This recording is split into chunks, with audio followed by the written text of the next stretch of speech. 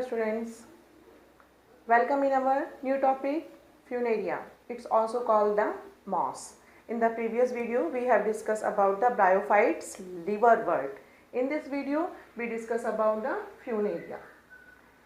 Funaria also known as the moss.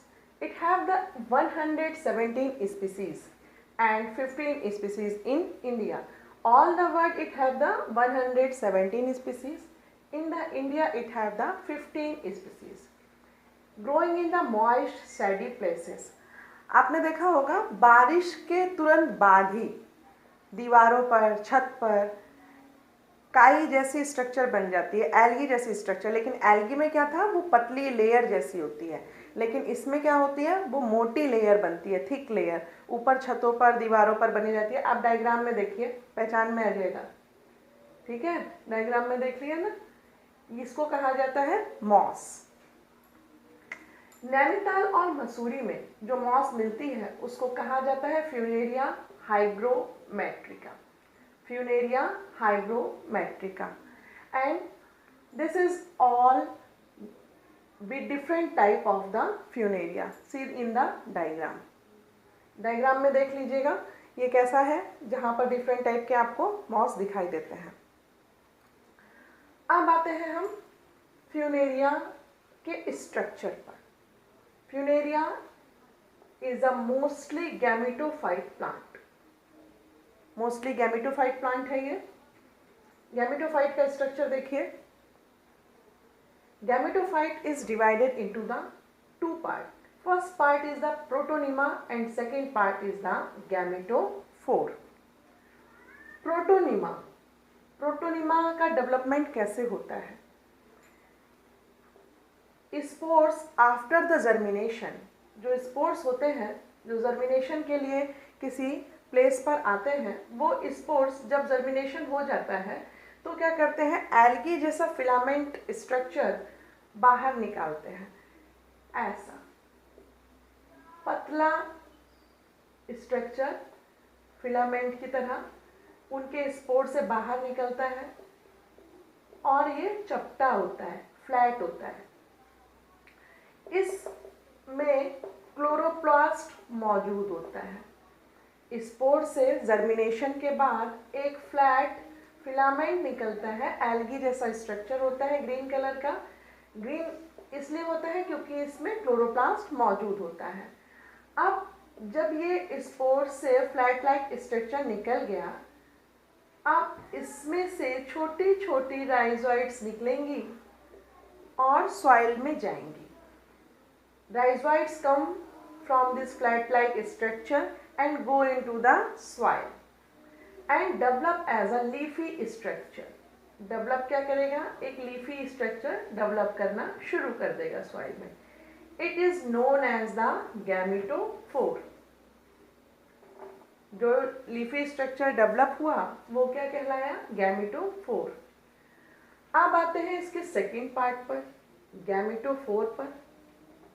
गैमेटोफोर is the main plant. जैसा कि आपने अपने स्ट्रक्चर में देखा था गैमेटोफाइट में, एक बार और गैमेटोफाइट का स्ट्रक्चर देख लीजिए। और गैमेटोफोर कैसा है, मेन प्लांट है। इसकी हाइट कैसी है, इसकी हाइट है 20 to 25 मिलीमीटर। हाइट है 20 to 25 millimetre. Upright stem like central axis on which leaf like lateral arranged spirally. क्या है, देखिए ये स्ट्रक्चर देखिए, जो फ्लैट लाइक स्ट्रक्चर निकला वहां से डाइजोइड सॉइल्स में चली गई, फिर उसके बाद से गैमेटोफोर का स्ट्रक्चर स्टार्ट हो गया है। मेन प्लांट कितना है, 20 to 25 मिलीमीटर का। अब इससे जो छोटा सा स्ट्रक्चर बाहर निकलेगा, अपराइट मतलब थोड़ा सा ऊपर, जो स्टेम लाइक स्ट्रक्चर है, ये एक्सिस, सेंट्रल एक्सिस पर होता है, बीचों बीच में स्टेम लाइक स्ट्रक्चर निकलेगा। फिर उसके बाद ऊपर लेटरल स्ट्रक्चर पर क्या रहेंगी, लीफ रहेंगी, छोटी छोटी पत्तियों वाला लीफ लाइक स्ट्रक्चर रहेगा। ये स्पाइरली एक दूसरे के ऊपर अरेंज होंगी। स्टेम कहाँ है? At the central axis. Leaves कहाँ है? At the lateral axis. आप अपने डायग्राम में भी देखिएगा, लेटरल एक्सिस और सेंट्रल एक्सिस। अब जो स्टेम वाला हिस्सा है उसको कहा जाता है कॉलॉइड। क्या कहेंगे? Colloid. Central axis where is the stem present, its part of a plant is known as the colloid, and the leaf structure where the leaf is present, lateral axis, is known as the phylloid. Male and female branches on one plant. Male और female दोनों एक ही plant पर होंगे, लेकिन जो female branch होगी वो mail branch के थोड़ा नीचे होगी, मेल ब्रांच के थोड़ा नीचे और मेल फीमेल से थोड़ा सा ऊपर। और जो फीमेल ब्रांच होती है वो मेल से ज़्यादा लंबी होती है, longer than the male. Male और फीमेल जहाँ एक ही प्लांट पर मौजूद हों, ये दोनों ब्रांचेस फ्यूनेरिया के लिए मेल और फीमेल दोनों जहाँ एक ही साथ मौजूद हों, ये कहलाता है ऑटोशियस प्लांट। जहाँ मेल एंड फीमेल दोनों एक साथ हैं, फीमेल मेल से बिलो है और लॉन्गर है साइज में, और यहाँ पर इसको कहा जाता है ऑटोशियस प्लांट। अब आते हैं इसके रिप्रोडक्शन पर। रिप्रोडक्शन कैसा है? Vegetative reproduction same like at the liverwort, by the protonema, by the gemma cup and by the bulbil. अगर आपने वेजिटेटिव रिप्रोडक्शन को नहीं पढ़ा है तो एक बार आप ब्रायोफाइट्स के रिप्रोडक्शन को भी, उसके वीडियो को देख लीजिएगा और लीवरवर्ट के भी वीडियो को देख लीजिएगा, दोनों का लिंक नीचे दिया हुआ है। अब आते हैं इसके सेक्सुअल रिप्रोडक्शन पर। Male branch is known as the antheridiophore. See in the diagram, देख लीजिए कितने सुंदर लग रहे हैं, और इनका पूरा जो क्लस्टर है, जो गुच्छा है, वो किस कलर का है? ऑरेंज कलर का है। Cluster of the antheridia is orange in the color and surrounded by the perigonial leaves. Perigonial leaves से चारों तरफ से घिरा हुआ रहेगा। Many green hair-like structure, जो हरे रंग के hair-like structure दिखाई दे रहे हैं इस एंथ्रीडिया को घेरे हुए, उनको कहा जाता है पैराफिसिस। क्या कहेंगे? पैराफिसिस। और पैराफिसिस का काम क्या है? Paraphyses protect antheridia against desiccation by conserving और सिक्रेटिंग वाटर। पानी का बाहर निकलना और ज़्यादा पानी उसके अंदर ना चला जाए, इससे प्रोटेक्ट कौन करता है एंथ्रीडिया को? Paraphyses. Mature antheridium is elongated and club shaped. Club shape का मतलब है ऐसा गोल स्ट्रक्चर रहेगा। Antheridium is elongated and club shaped. It contain mass of androcytes. इसके अंदर बहुत सारे एंड्रोसाइट्स मौजूद हैं। इन एंड्रोसाइट्स के अंदर क्या मौजूद होते हैं? एंथ्रोजाइट्स। इन एंड्रोसाइट्स के अंदर क्या मौजूद है? एंथ्रोजाइट्स। और हर एंड्रोसाइट के अंदर बाइफ्लैजिला, मतलब फ्लैजिला दो रहेंगे उस पर, टू फ्लैजिलेट एंथ्रोजाइट्स आर प्रेजेंट। हर एक एंड्रोसाइट के अंदर 2 एंथ्रोजॉइड मौजूद रहेंगे, और वो भी कैसे रहेंगे? बाइफ्लैजिलेट रहेंगे। जब वाटर की प्रेजेंस होती है, जब फर्टिलाइजेशन का टाइम आता है और वाटर की प्रेजेंस होती है, तो इसमें से स्पर्म एंथ्रोजॉइड्स जो हैं वो बाहर निकल कर आ जाते हैं। अब जो स्पर्म का स्ट्रक्चर है वो कैसा है?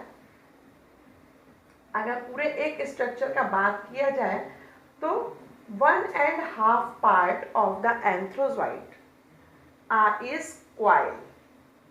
ओके, पूरे बॉडी पार्ट का 1.5 part of the sperm is the coil and have the 2 flagella. ये समझ में आया है? एंड्रोसाइट में क्या होता है? ये पूरा का पूरा जो स्ट्रक्चर है एंथ्रीडियम का वो कैसा है? क्लब शेप, यानी गोल।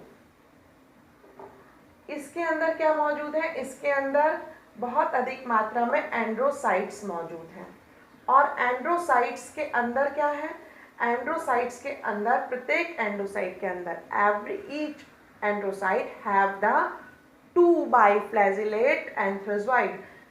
Number of anthrazoid is 2 and have the flagella 2 biflagellate. एक में कितने हो गए, 2 एंथ्रोजॉइड, और दोनों एंथ्रोजॉइड के पास फ्लैजिला कैसा होगा, 2, यानी इसीलिए इसको बाइफ्लैजिलेट कहा जा रहा है. Release in the presence of the water and antherozoid और sperm in the structure 1/2 part is the coil with the 2 flagella. Female branch कैसी होती है, आर्किगोनिफोर फीमेल ब्रांच को कहा जाता है. और लीवर वर्ट में आपने पढ़ा था कि जो 6 नेक कैनाल सेल होती हैं, स्पर्म पहले उन नेक कैनाल सेल्स में आ जाता है, 6 में से किसी एक में भी आ जाएगा. लेकिन फ्यूनेरिया में क्या होता है, यहाँ पर नेक कैनाल सेल में 9 कैनाल सेल तो होती हैं, लेकिन एग सेल जो है वो egg cell ventral canal cell में मौजूद होता है. एग सेल कहाँ मौजूद है, वेंट्रल कैनाल सेल में. और it have only 1 egg, only single egg present in the ventral canal cell. And in the fertilization, when the sperm is come into the contact of in neck canal cell, where this neck canal cell 9 to 10 cells are degenerate after coming the sperm, and sperm passes through these neck canal cell, come into the ventral canal cell and fertilize with the egg. Single cell and single sperm is fertilized this egg. See the diagram of the fertilization. Fertilization के बाद हम लोग पढ़ेंगे sporophyte, जिसमें हम पढ़ेंगे foot seta capsule. और capsule का स्ट्रक्चर सबसे ज़्यादा इंपॉर्टेंट होता है फ्यूनेरिया मॉस के लिए. Capsule structure we will discuss about in the next video. Thank you for watching this video.